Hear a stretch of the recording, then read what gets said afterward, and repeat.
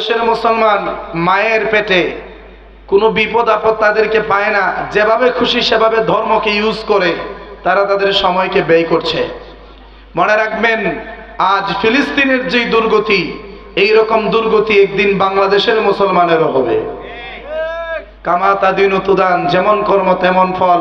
আজকে যেমন ভাবে ফিলিস্তিনের মুসলমান নির্যাতিত হচ্ছে, আপনি সেই দিকে কোনো মনোনিবেশ করছেন না, আপনিও একদিন নির্যাতিত হবেন, আপনার দিকেও কেউ মনোনিবেশ করবে না। আপনারা বলেন, ফিলিস্তিনের মুসলমানদের কি কোনো দোষ আছে? তারা তাদের বাপ দাদার দেশে অবস্থান করছে, তারা তাদের বাপ দাদার জায়গায় অবস্থান করছে। ভারতটা কিছু রোহিঙ্গা ইসা তাদেরকে দেশ থেকে বিতাড়িত করতে চাচ্ছে। কথা ঠিক কিনা কোন?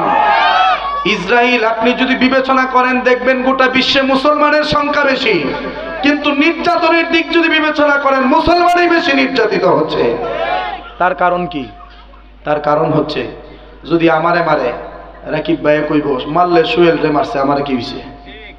রাকিব ভাইরে যদি কোনো বাতেলে মারে, আমি কো মজারি মারলে রাকিব তাহিরিরে মারছে, আমারে তো আর মারছে না। এই একটা সমস্যা থাকার কারণে আজকে মুসলমান নির্যাতিত। মনে রাখবেন, মুসলমান কাদেরকে বলা হয়?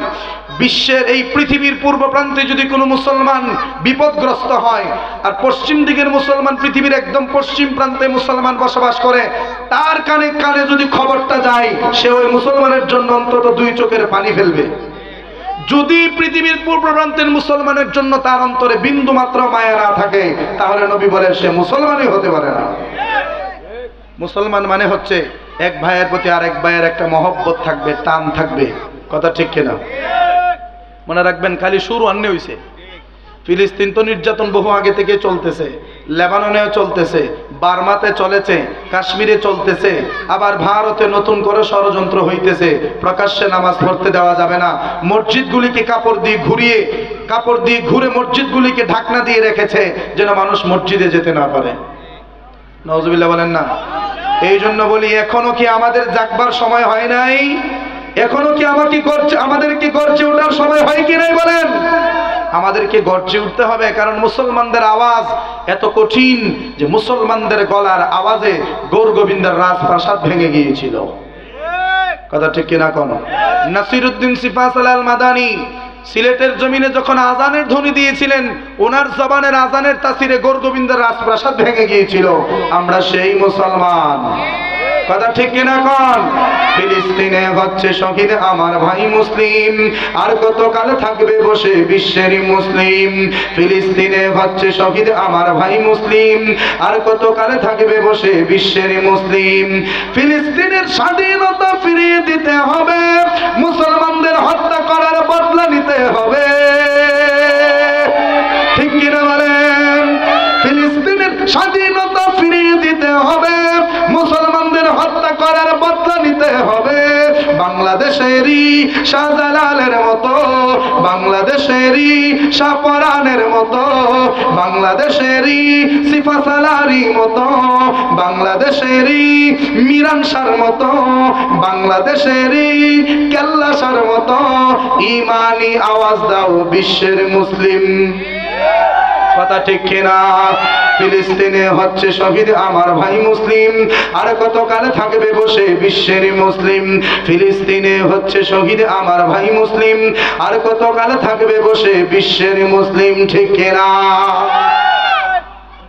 এখনো যদি সময় আমাদের না হয়ে থাকে, তাহলে দূর অবস্থার জন্য অপেক্ষা করেন, খারাপ পরিস্থিতির জন্য আপনারা অপেক্ষা করেন। আজকে বাপ মুসলমান ছিল, দাদা মুসলমান ছিল, সেই সূত্রে আপনি মুসলমান, এই জন্য কালেমার গুরুত্ব বুঝেন না, মুসলমানের গুরুত্ব বুঝেন না। যদি আপনি কাফেরদের তরবারির নিচে থেকে লা ইলাহা ইল্লাল্লাহ পড়তে পারতেন, তখন বুঝতেন কালেমার দাম কত। এই বাইতুল মুকাদ্দাস ইহুদিরা চাচ্ছে নিয়ে যেতে, আমরা কি দিয়ে দেব? এটা কি বাবের বাড়ির মগের মূল্য পাইছে নাকি? চাইলে কি আমরা দিয়ে দেব নাকি?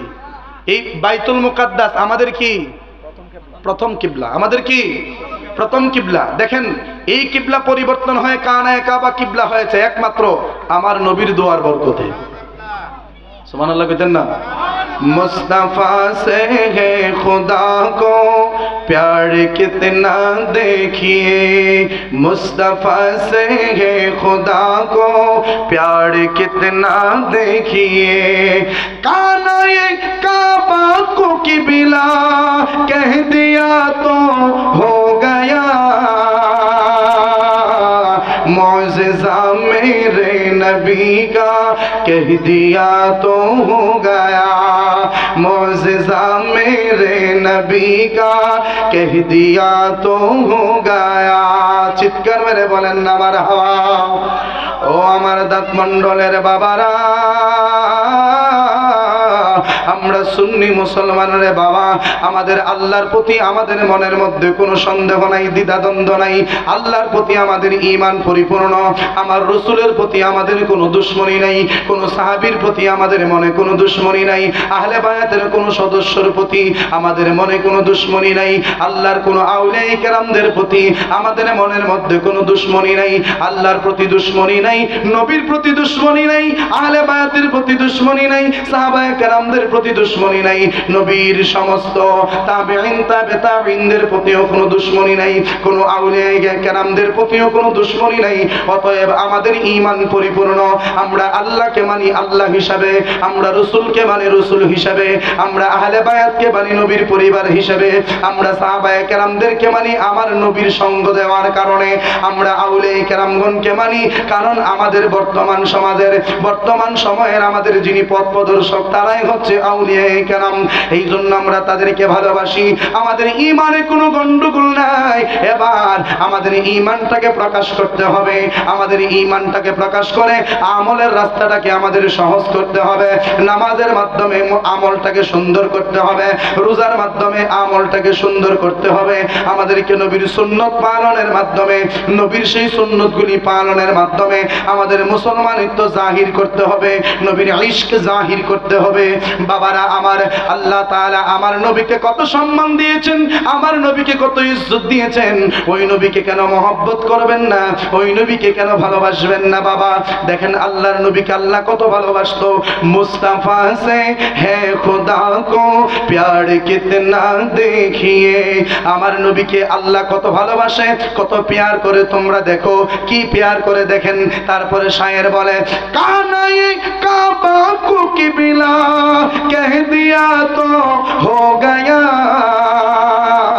मौजिज़ा मेरे नबी का कह दिया तो हो गया আল্লাহর নবী জবান মুবারকে নয় নবীজি বলেছেন অন্তরে আল্লাহ গো কানায়ে কাবাকে তুমি কিবলা বানায়া দাও আমার আল্লাহ ডাক দিয়া কয় হাবিব আপনি চাইছেন আর আমি দেব না এটা তো হতে পারে না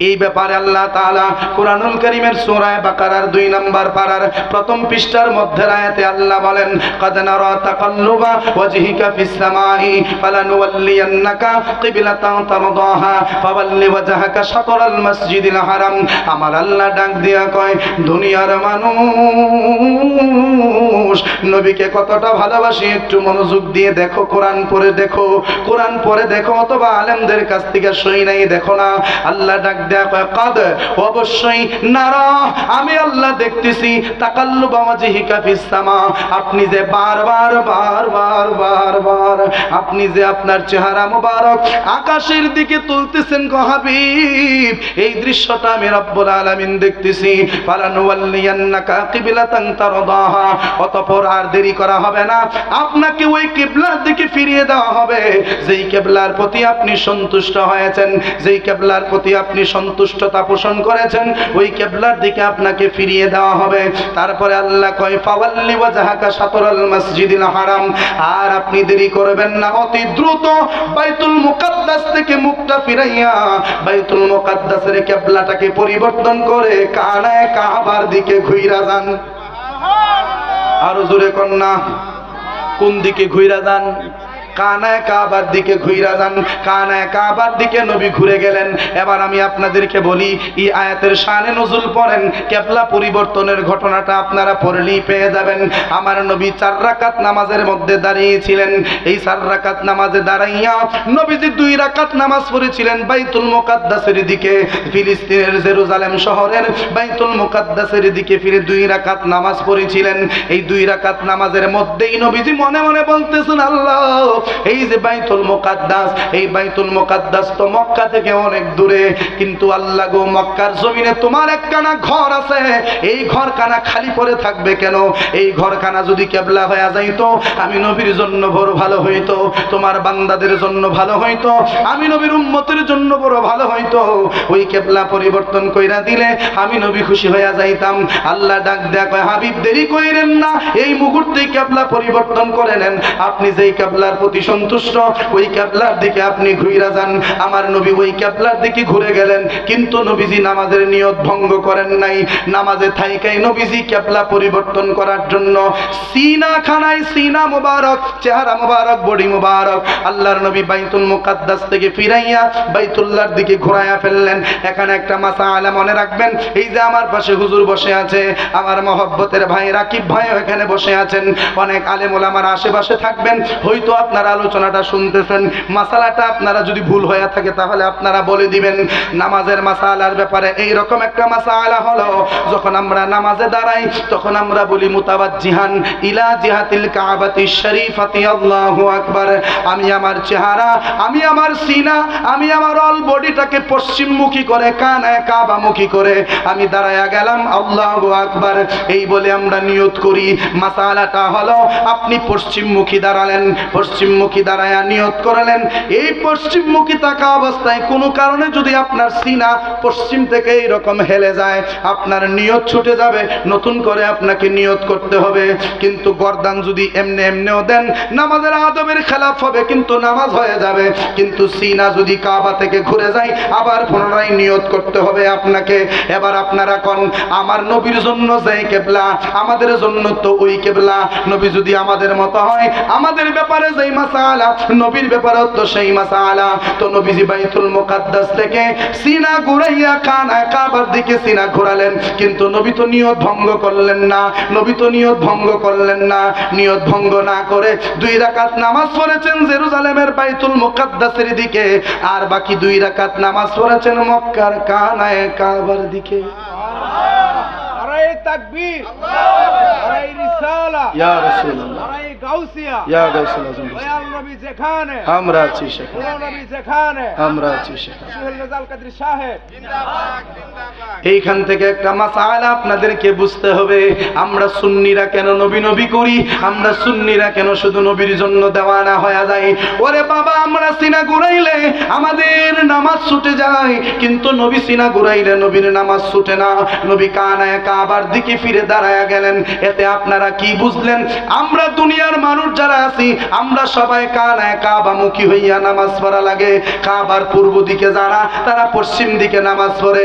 কাবার পশ্চিম দিকে যারা, তারা পূর্ব দিকে নামাজ পড়ে। কাবার উত্তর দিকে যারা, তারা কাবাকে দক্ষিণ দিকে রেখে নামাজ পড়ে।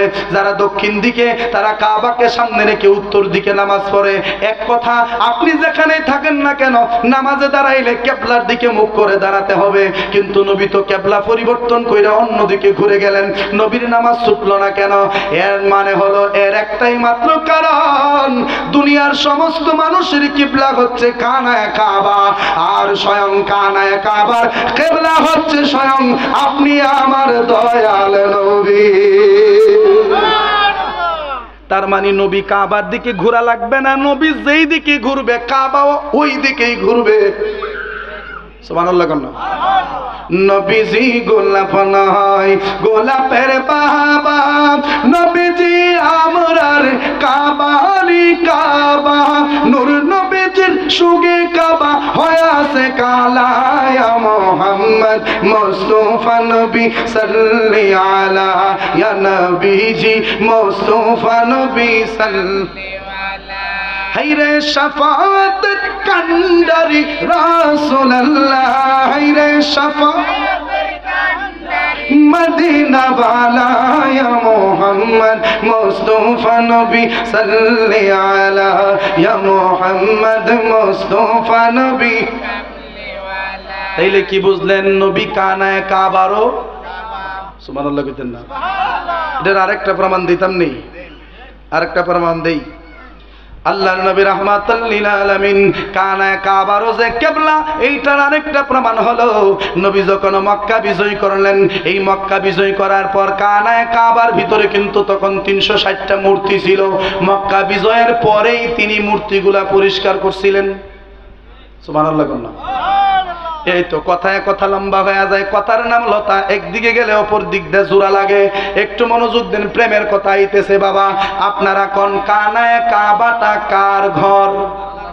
জোরে কোন? আল্লাহর ঘর। সারা জীবন শুনে আসছেন আল কাবাতু বাইতুল্লাহ, আল কাবাতু বাইতুল্লাহ। কাবা আল্লাহর ঘর, কাবা আল্লাহর ঘর।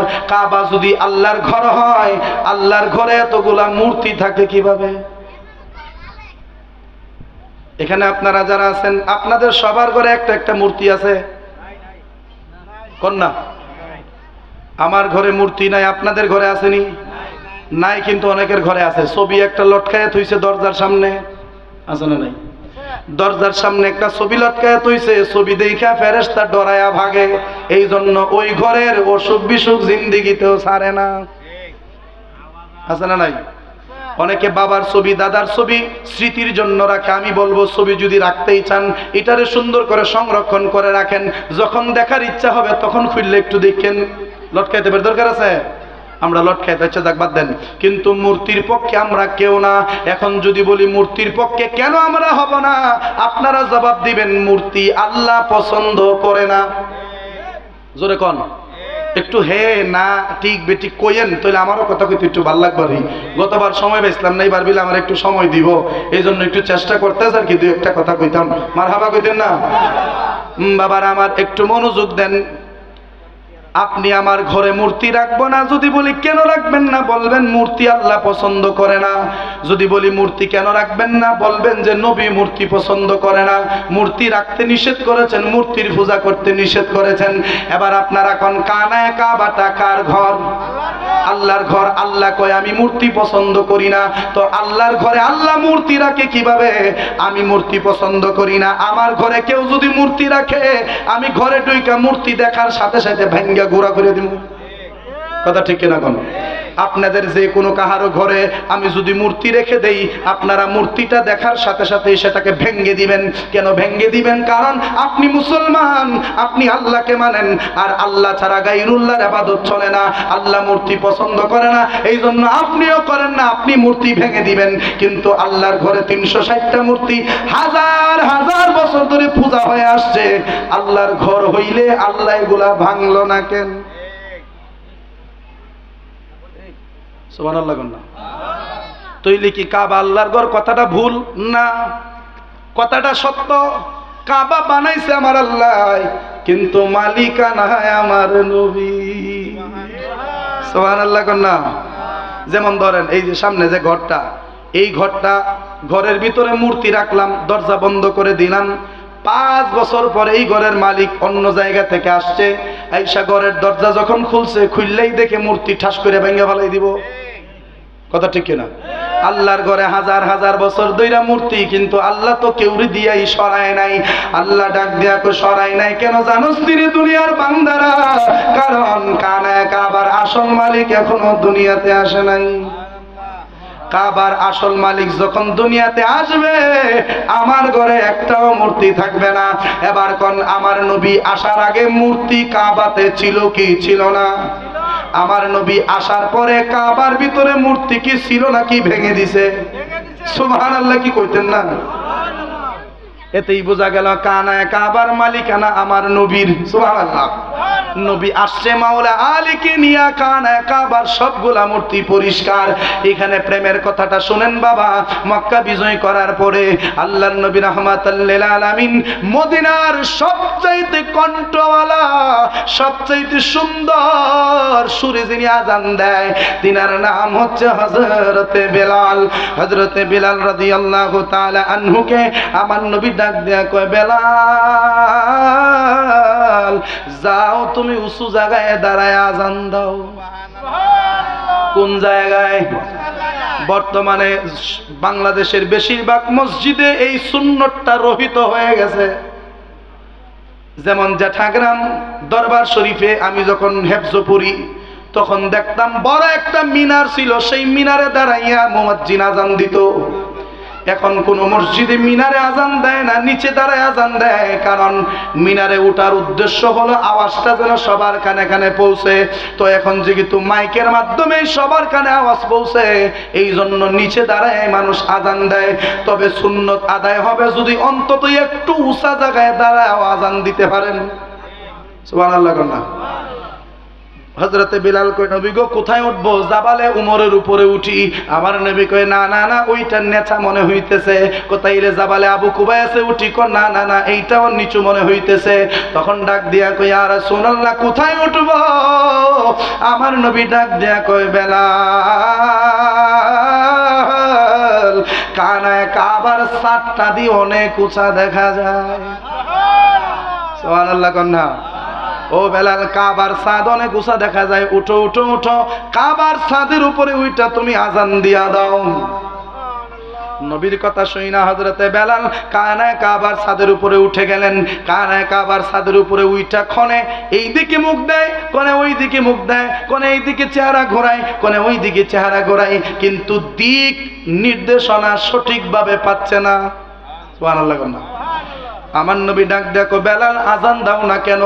বেলাল রাদিয়াল্লাহু তাআলা ডাক দিয়া কয় ইয়া রাসূলুল্লাহ নবীজি, ও মায়ার নবী, দয়ার নবী গো, আমি কিভাবে আজান দেব? আমি তো দ্বিধাদ্বন্দ্বের মধ্যে পড়ে গেলাম। ইয়া রাসূলুল্লাহ কোন দিকে ফিরে আজান দিব? থাকতাম যদি কাবার উত্তর দিকে আজান দিতাম দক্ষিণ দিকে, থাকতাম যদি কাবার দক্ষিণ দিকে আজান দিতাম উত্তর দিকে, থাকতাম যদি পূর্ব দিকে আজান দিতাম পশ্চিম দিকে, থাকতাম যদি পশ্চিম দিকে আজান দিতাম পূর্ব দিকে রূপ করে। কিন্তু ইয়া রাসূলুল্লাহ কানায় কাবা দিয়ে এখন আমার কদমের নিচে। সুবহানাল্লাহ কন্যা। ইয়া রাসূলুল্লাহ কানায় কাবা দিয়ে এখন আমার কদমের নিচে পইরা গেছে। ইয়া রাসূলুল্লাহ কাবা যদি কদমের নিচে পইরা যায়, আমি বেলাল কেবলা বানাবো কাকে?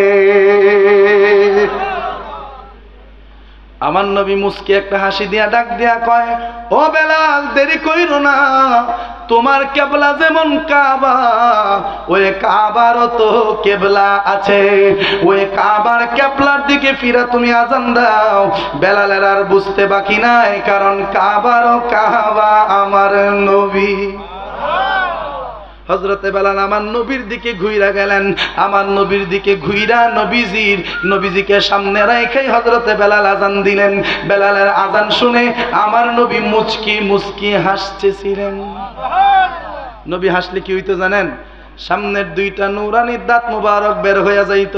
যে দুইখানা দাঁত মুবারক থেকে মুক্ত যেন ঝলঝল ঝলঝল করত, নূর চমকাইতো। সুবহানাল্লাহ কন্যা।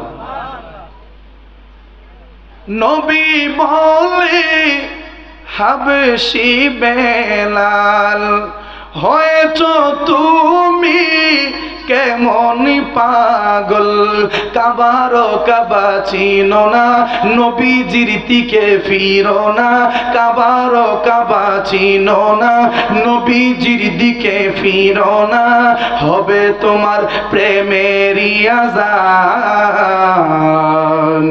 আশা ফুরাও আল্লাহ মেহেরবান, আশা যে দিদার পাবো, কবে যে মদিনায় যাব। আশা যে দিদার পাবো, কবে যে মদিনায় যাব।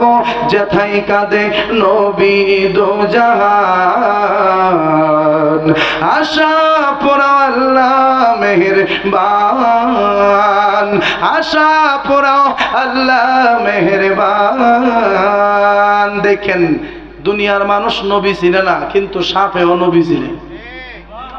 সাপ আমার নবীকে চিনে, লিবাসে উম্মত নাহি চিনে সাপ আমার নবীকে চিনে লিবাসে উম্মত নাহি চিনে যাদের নবীর মহব্বত নাই হাদিস কয় তাদের ঈমান নাই ঠিক কিনা যাদের নবীর মহব্বত নাই হাদিস কয় তাদের ঈমান নাই মুসলিম শরীফ আছে গো প্রমাণ আশা পোড়াও আল্লাহ মেহেরবান আশা পোড়াও আল্লাহ মেহেরবান আশা যে দিদার পাবো কবে যে মদিনায় যাব যেথায় কাঁদে নবী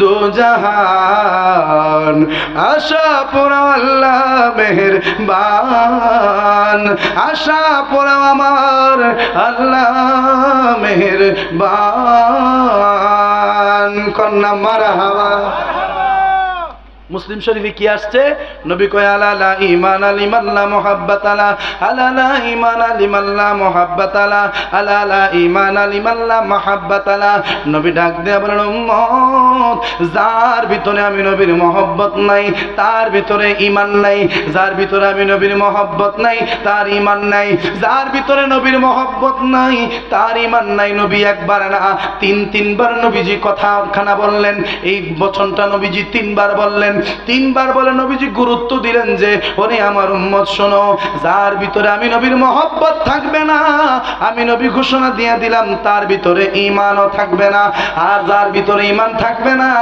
তার দ্বারা কত পাপাচারই হতে পারে হোক সেটা মাজার ভাঙ্গা হোক সেটা মাদ্রাসার ছাত্র বলৎকার কথা ঠিক কিনা কোন ছাত্র বলৎকারের লেগে যদি প্রতিযোগিতা দেওয়া হয় তাহলে এরা জিতবো 100-র মধ্যে 120 পাইব এবারে 100 বছরে ফুলাটারও সার দিছে না নাউজুবিল্লাহ কইতেন না আবার কয়া দিনে মানে কয়ানি ডে কেউ দ্বারা এলিগে বাথরুমনি আগলা চিপে মারি লিছে নাউজুবিল্লাহ কইতেন না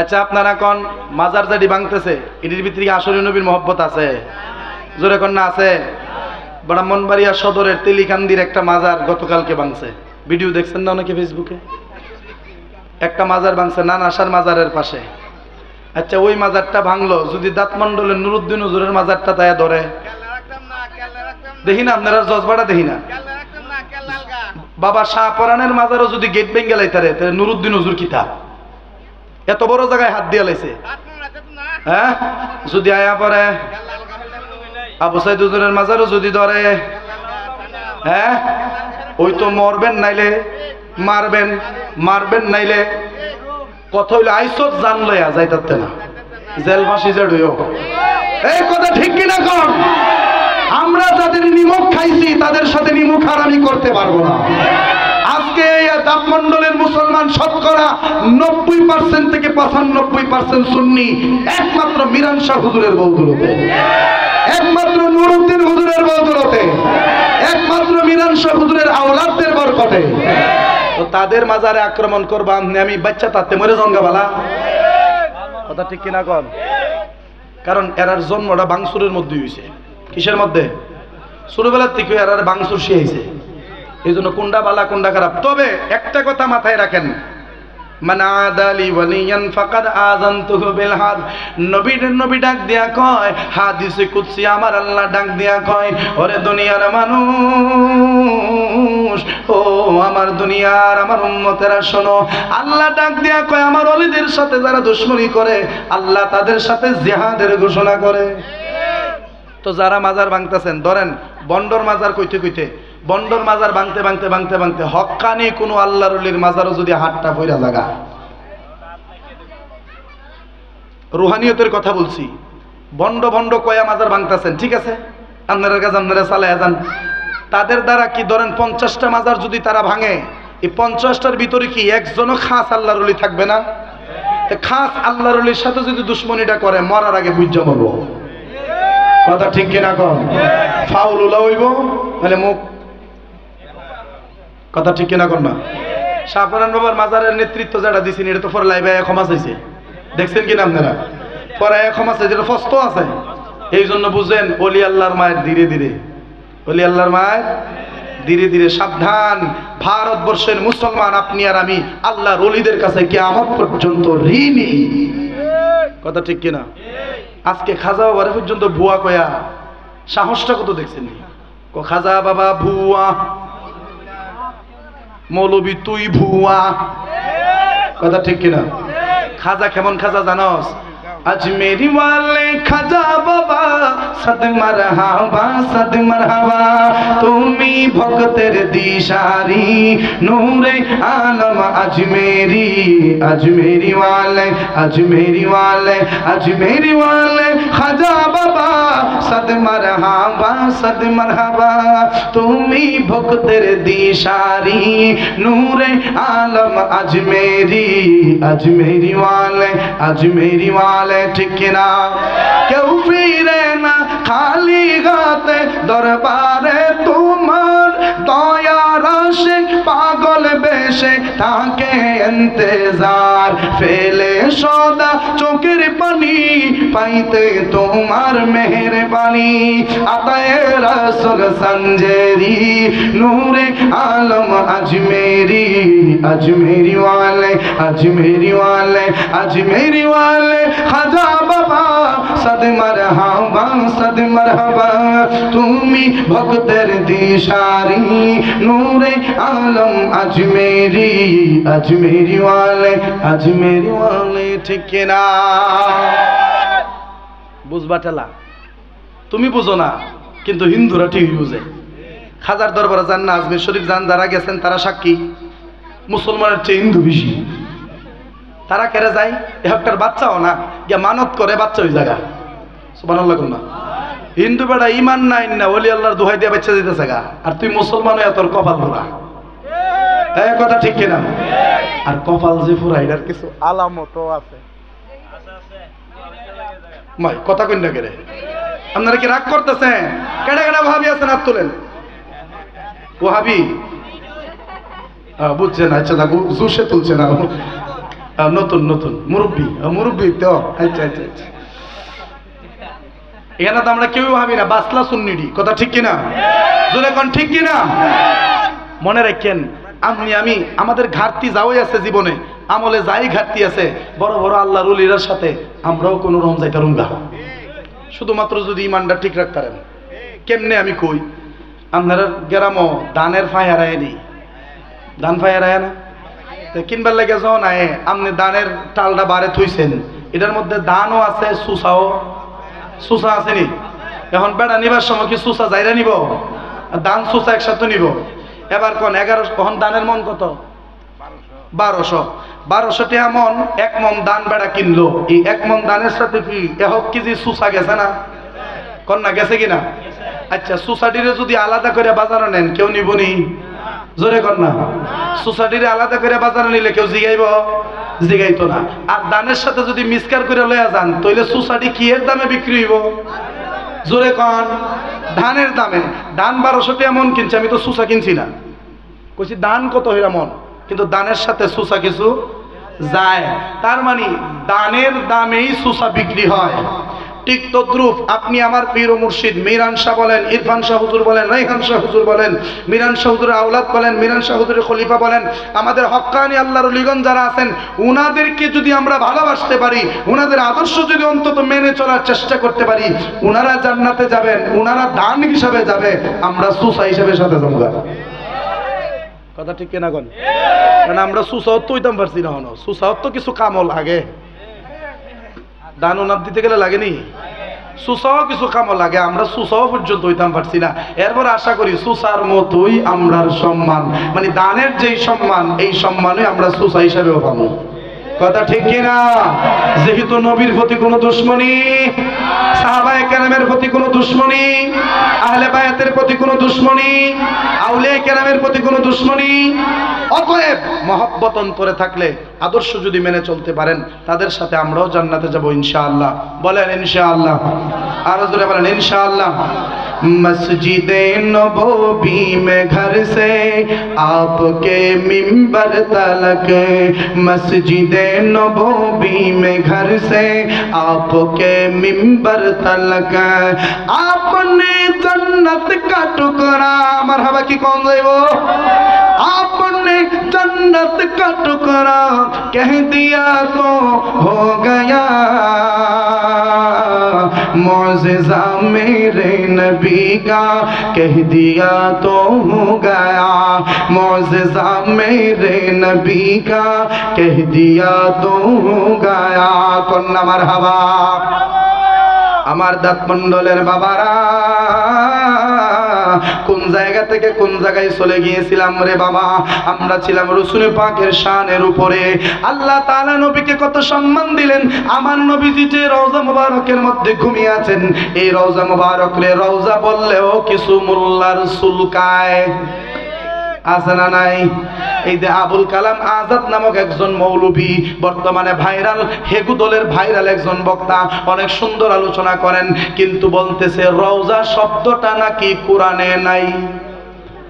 নাউজুবিল্লাহ কন্যা। রওজা শব্দটা নাকি কোরআনে নাই, আর নবীর রওজাকে নাকি রওজা বলা যাবে না, কারণ রওজা বলতে কোনো হাদিসের কিতাবে রওজা আসে নাই, এই জন্য রওজা বলা যাবে না। ওই মোল্লাকে বলবো, তুমি হচ্ছ বাউন্না মৌলবী, কলসির তলা পর্যন্ত হাত যায় না, তুমি কেউ কলসির তলা নাই। এই কথা ঠিক কিনা কন্যা? দাঁত মন্ডলায় যদি আমি আমার মন মতো কথা না হইতারি, কই গিয়া কমু?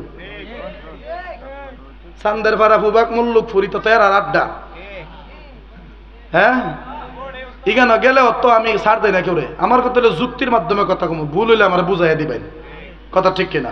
আমরা সুন্নিরা লাডি মুড়ি এটা বুঝি না। লাডি আমরা মুরব্বীরা শিখাইছেও না। আমরা কোন মিরান সহুজুর লাডি মারছে? কন্যা কোচ্ছয় লাডি মারছে, কিন্তু মিরান সহুজুরের দ্বারা অতলা মানুষ যা করে, তুমি মোল্লা মোল্লা দিকেও জিগাও না, কথা ঠিক কিনা কন্যা?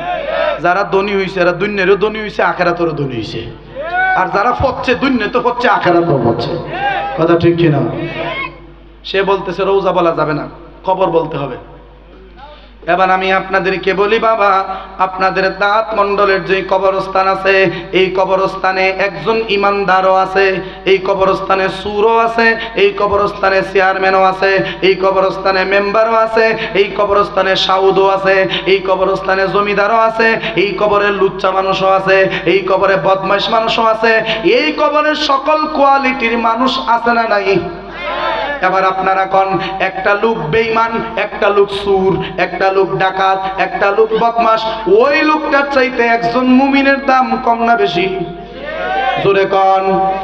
তে একটা সুরের কবর ধরেন, আমি আমার দুস্তরে দেখাইলাম, এই হুন কিতা, ওই যে কবরটা দেখা যায় এটা কিন্তু একটা সুরের কবর, চিন্না রাখিস, এটা জাতি সুরের কবর, কথা ঠিক কিনা? এখন আমি যদি কই, এই যে দেখ এটা আমার নবীর কবর, বলেন না? এখানে আদবের একটা ব্যাপার আছে না, তাজিম হইল। অনেকে কয় জনাবে মুহাম্মাদুর রাসূলুল্লাহ সাল্লাল্লাহু, জনাব কয় কিনা কোন, কিন্তু জনাব শব্দটা নবীর শানে ব্যবহার করা আদবের বরখেলাফ। কেন বরখেলাফ বলি আপনাদেরকে? হযরত শব্দটা আরবি বা ফার্সি যাই বলেন, এই হযরত শব্দটাকে ট্রান্সলেট করলে বের হয় জনাব। হযরতের বাংলা কি? জনাব, আর জনাবের আরবি কি? হযরত।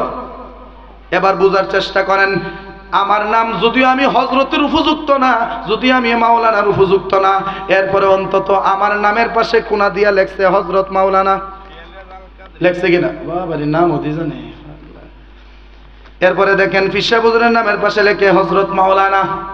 তো হযরত শব্দটা আপনারা কোন যুগ যুগ ধরে আপনারা যে ওয়াজ শুনতেছেন, হযরত একরামুজ্জামান সুকন শুনছেন কোনদিন? কোন সায়েদ মিয়া যে এত ভালো এমপি মন্ত্রী সাহেব আছেন, হযরত জনাব মরহুম হযরত মরহুম সাইয়েদুল হক শুনছেন? আচ্ছা, চেয়ারম্যান সাহেব যখন আসে তখন বলি জনাব। আপনারা চেয়ারম্যানের নাম কি?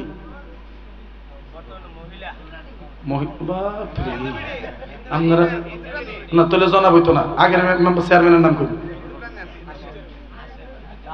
বেড়ানি না ভিডিও লইতো না, বেড়া হইতেইব। আচ্ছা আমরা চেয়ারম্যানের কথা কই, জনাব এম এ হান্নান সাহেব, বর্তমানে তো ওনার একটু দাপট বেশি, ঠিক না? জনাব এম এ হান্নান সাহেব তো জনাব কি লাগাইছে, জনাব ইমুক মিয়া, অথচ খোঁজ নিলে দেখবেন একটা সুররেও কিছু টাকার জন্য জনাব লাগায়, আছে না নাই? সুর, বাটপার, লুচ্চা, বদমাইশ এগুলারও দেখা যায় কিছু টাকা হাসিলের জন্য জনাব লেখে। এখন আপনারা কোন যেই জনাব একটা সুরের নামের পাশে বসলো, ওই জনাব রাহমাতুল্লিল আলামিনের নামের পাশে কেমনে বসবে? এবার আসেন যুগ যুগ ধরে হযরত যাদের নামের পাশে লাগানো হয়েছে, খোঁজ নিলে দেখবেন হযরত আবু বকর সিদ্দিক, হযরত ইমাম হাসান, হযরত ইমাম হুসাইন, হযরত শেরে খুদা মাওলা আলী, হযরত বড় পীর আব্দুল কাদের জিলানী, হযরত খাজা মঈনুদ্দিন চিশতি, হযরত মুজাদ্দাদ আল ফেসানি, হযরত বাহাউদ্দিন নকশবন্দি, হযরত সৈয়দ মিরান শাহ, হযরত সৈয়দ ইরফান শাহ, হযরত আবু সাঈদ আল কাদরি, হযরত আব্দুল আজিজ নাকমুদি, হযরত নুরউদ্দিন আহমদ আল কাদরি। এবার কোন যাদের নামের পাশে হযরত লাগাইছি, উনাদের নামের পাশে হযরত মানায় নাকি জনাব মানায়? এখন কোন উনাদের নামের পাশে সাধারণ আমার মতো একটা টুন্না মৌলবীর নামের পাশে যদি হযরত লেখা যায়, তাহলে নবীর নামের পাশে হযরত লেখার দরকার আছে না নাই? এর চেয়ে বড় যদি কোনো আদব থাকে সেটা দেখানোর দরকার, কথা ঠিক কি রাখুন না? এই জন্যই তো আমরা নবীর রওজা শরীফে কবর বলি না, যদিও হাদিসের ভাষায় কবর আসছে, কিন্তু কবর বললে আমরা মনে করি আমাদের বেয়াদবি হয়। যদি কোনো কারণে আপনাদের মুখ দিয়া কবর বের হয়ে যায়, তাহলে সাথে সাথে বলবেন কবর শরীফ, কবর শরীফ। কিন্তু আমরা কবর বলি না, আমরা বলি রওজা। কি বলি? রওজা বলি কারণ রওজা জিয়ারত করতে যেই জন যাইবে মদিনা, শাফাত করবেন নূরের নবী, হাদিসে ঘোষণা কন্যা মারহাবা। রওজা জিয়ারত করতে যেই জন যাইবে মদিনা, শাফাত করবেন নূরের নবী, হাদিসে ঘোষণা। তাই তো আসে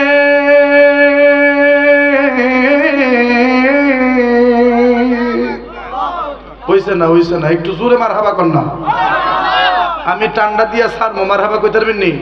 আশিকি সাহেবের মতো একটু ফেমার খেলা খেললাই না। তাই তো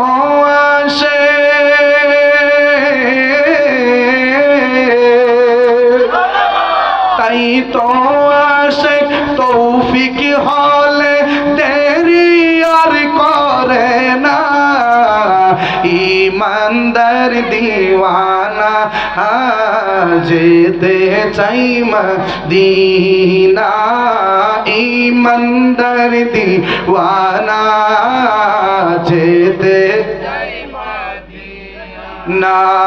কোরআনে তো নবীজির শান, কোরআনে তো মুনাফিক দেখে না, ইমানদার দিওয়ানা যেতে চাই মদিনা, ইমানদার দিওয়ানা যেতে চাই মদিনা। কন্যা মারহাবা। নারে তাকবীর, নারে রিসালাত, নারে গাউসিয়া। বিশেষ অতিথির আগমন, ইসলামুদ্দিনের আগমন, হযরত মাওলানা আনোয়ারুল আজিজ সাহেবের আগমন, এই মাহফিলের পক্ষ থেকে নারে তাকবীর, নারে রিসালাত। কন্যা মারহাবা। আরো জোরে কোন মারহাবা। হুজুর চলে আসছেন, আমি আমার কথা শেষ করে দিচ্ছি। প্রধান অতিথি আমাদের রেজবি সাহেব, মাশাআল্লাহ টান্ডা মারব, সৈগজার জ্বালা এক সে জানে।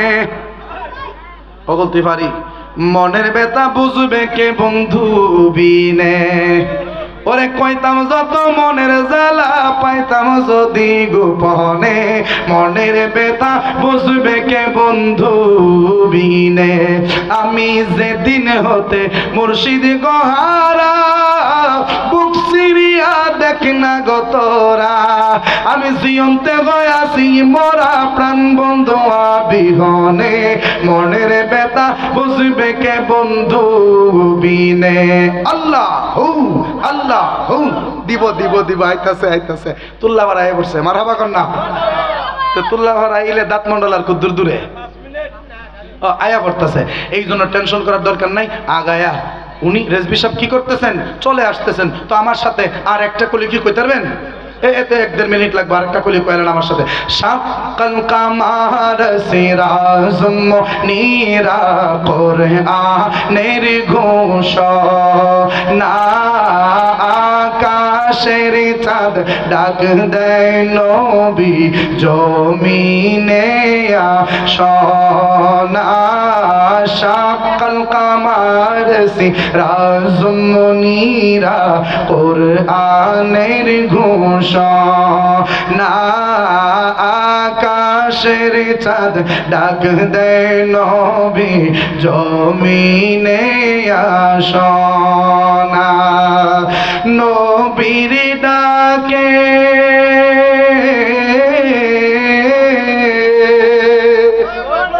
নবীর ডাকে আকাশের চাঁদ টুকরা হয় দুই খানা, ইমানদার দিওয়ানা যেতে চাই মদিনা, ইমানদার দিওয়ানা